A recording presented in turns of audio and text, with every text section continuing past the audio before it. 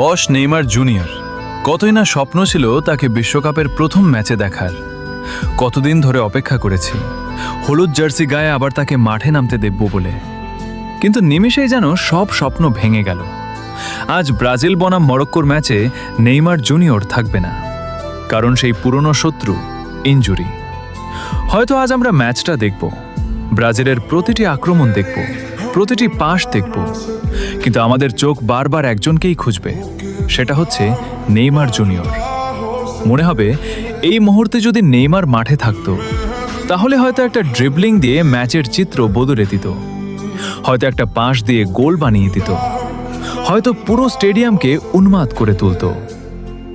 Neymar না থাকায় Brazil যেন কিছুটা অপূর্ণ, কিছুটা শূন্য। তবুও আমরা ব্রাজিলকে ভালোবাসি, তবুও আমরা বিশ্বাস করি আজকের ম্যাচটা আমরাই জিতব। আর আমরা অপেক্ষা করব সেই দিনের জন্য, যেদিন আবার হলুদ জার্সি গায়ে নেইমার জুনিয়র মাঠে নামবে আর কোটি কোটি ভক্তের মুখে আবার হাসি ফিরিয়ে আনবে।